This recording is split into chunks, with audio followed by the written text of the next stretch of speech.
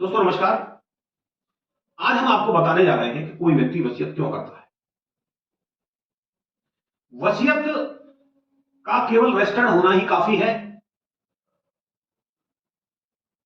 या वसीयत को रजिस्टर्ड करने के अलावा और भी बहुत सारी चीजों की आवश्यकता होती है।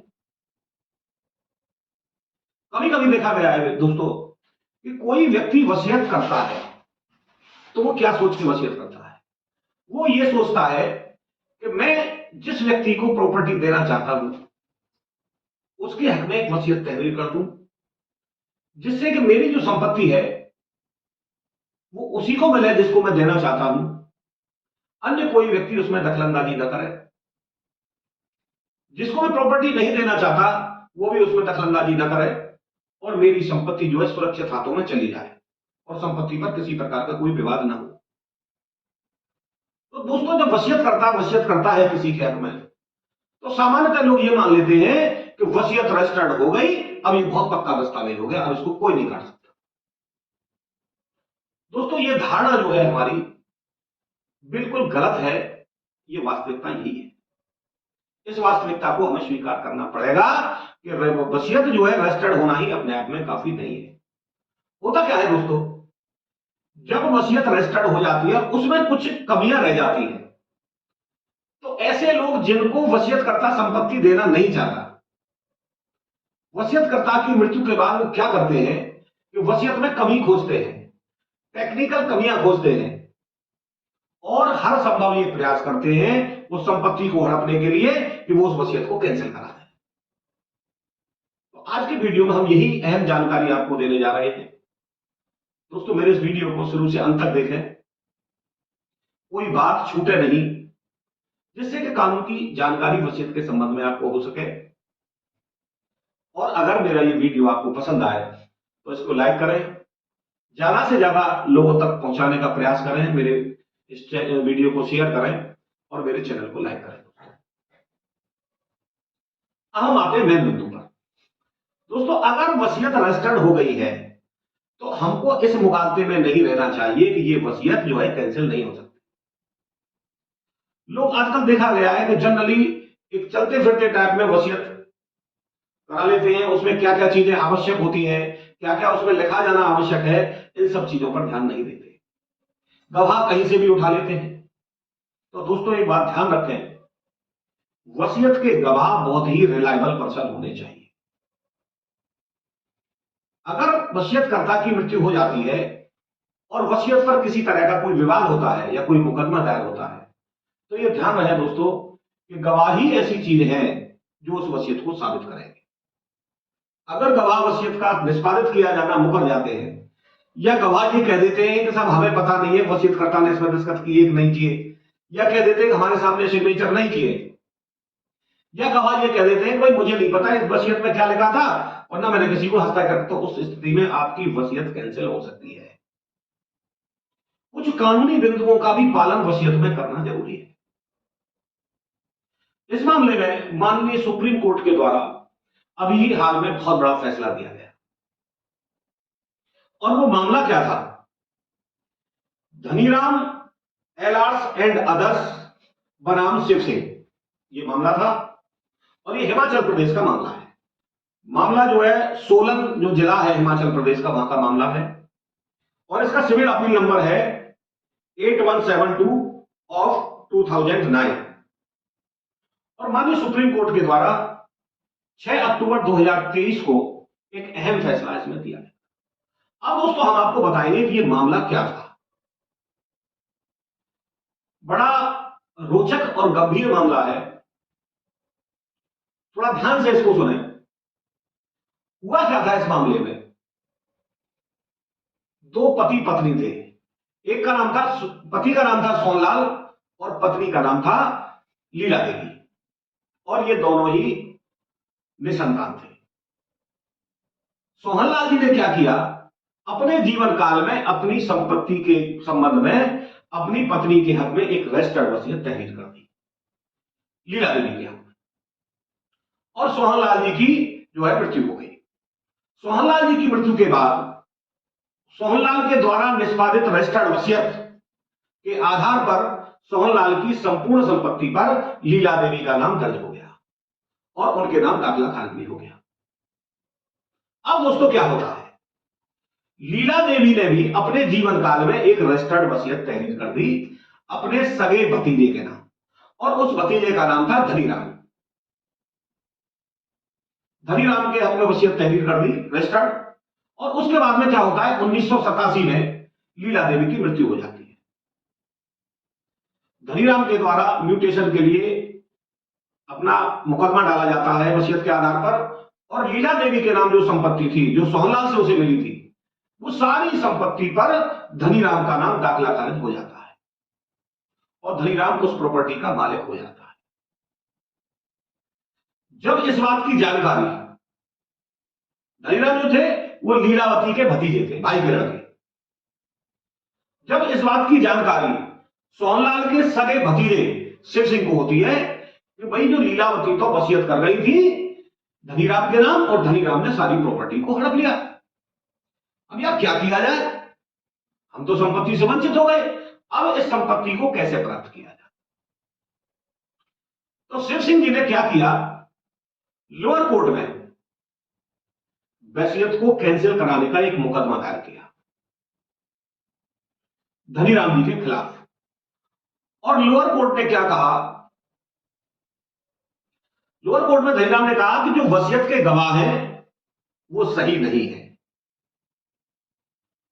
वसीयत के गवाह सही नहीं है, इसलिए वसीयत अपने आप में कोई मायने नहीं रखती, और वसीयत में जो है कानूनी बिंदुओं का पालन नहीं किया गया है, इसलिए यह वसीयत को कैंसिल किया जाना चाहिए। सिविल कोर्ट ने क्या किया उसमें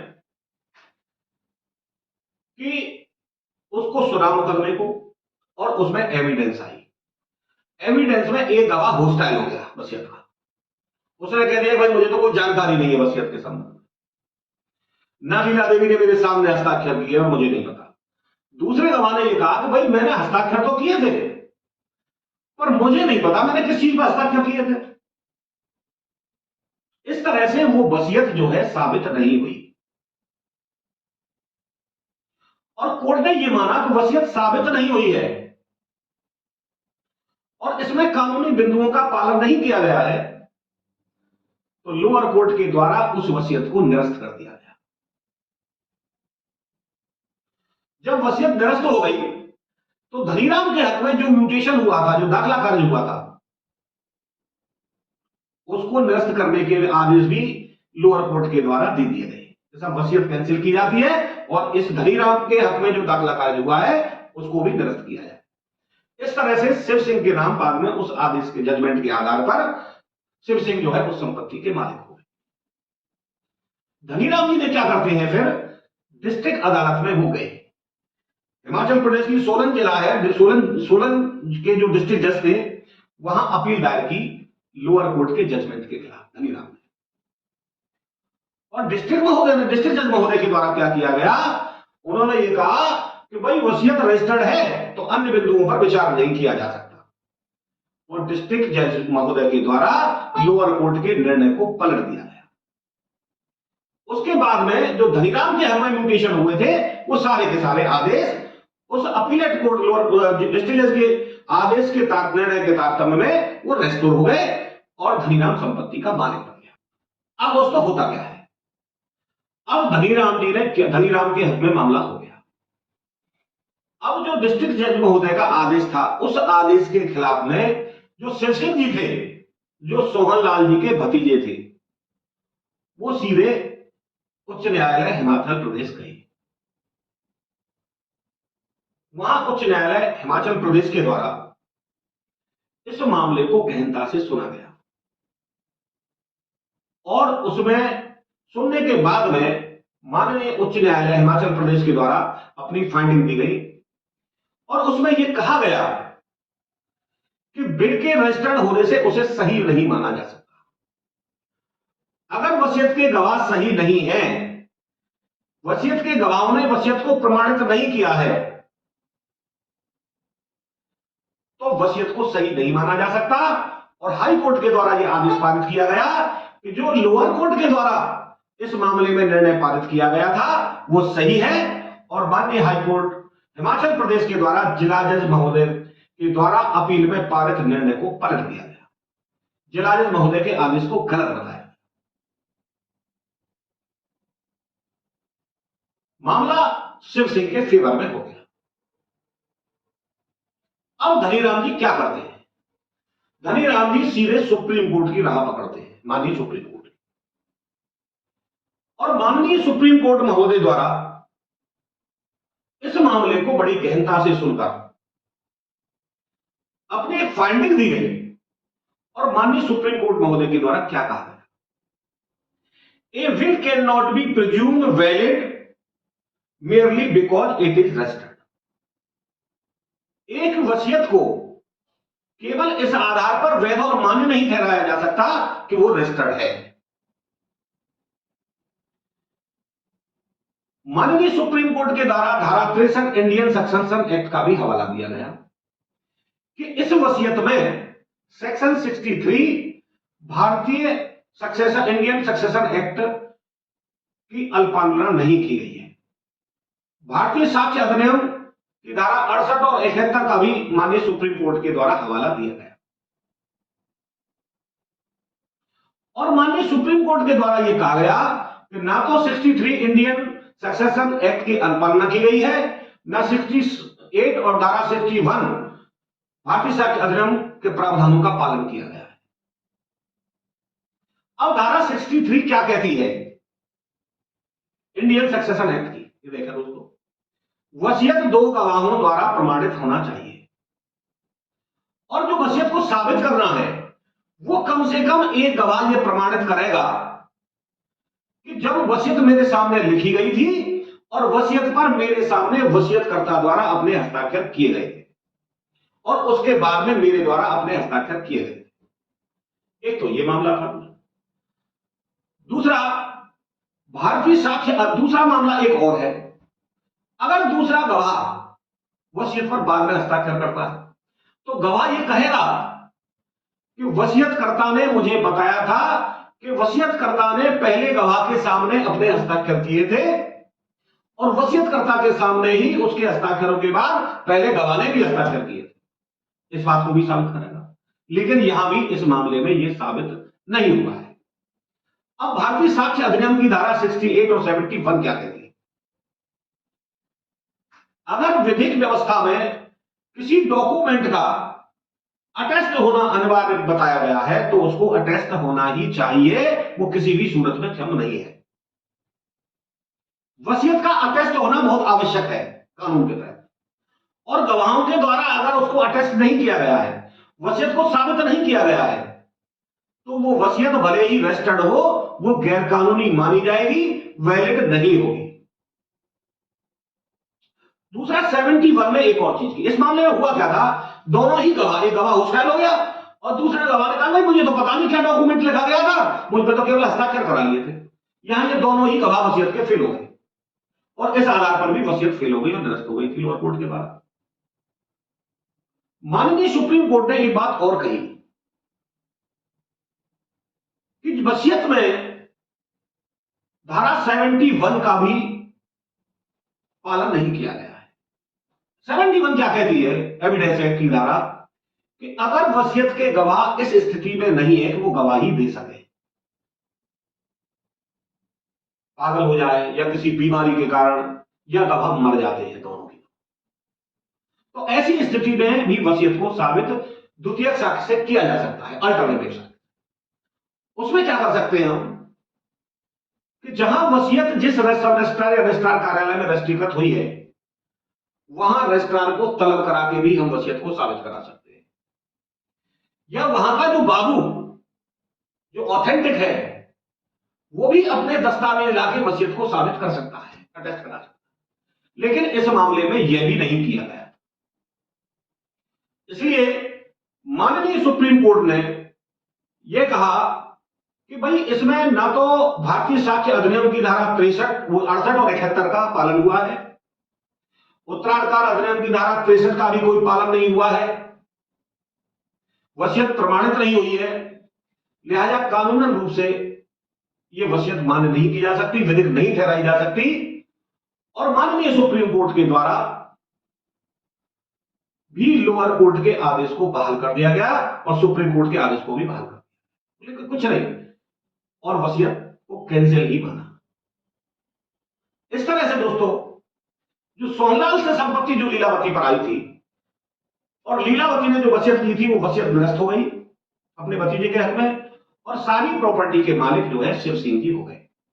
अब शिव सिंह कैसे हुए? यहां उत्तराधिकार अधिनियम में पहली कैटेगरी में कौन कौन आता है यह देखना पड़ेगा दोस्तों। बच्चे आते हैं, पत्नी आती है और माता आती है। अगर ये नहीं आती तो अन्य वारिसान आते हैं। अगर वो वारिसान भी नहीं है कोई भी, तो फिर भाई के लिए प्रॉपर्टी जाएगी, और भाई नहीं है तो भतीजों के लिए प्रॉपर्टी जाएगी थर्ड कैटेगरी में। तो इस वंशानुक्रम के अनुसार, भारतीय उत्तराधिकार के भी अनुसार, जो प्रॉपर्टी थी अगर वसीयत नहीं होती तो शिव सिंह को ही जाती, इसलिए इस प्रॉपर्टी का मालिक शिव सिंह को माना गया। तो दोस्तों, इस जजमेंट के माध्यम से मैं आपको यह बताना चाह रहा हूं, मेरा जो उद्देश्य है कि हम कहीं पर भी जाके वसीयत लिखा देते हैं, हम ये सोचते हैं वसीयत एक बहुत नॉर्मल दस्तावेज है। अगर हम ऐसा सोचते हैं तो गलत है।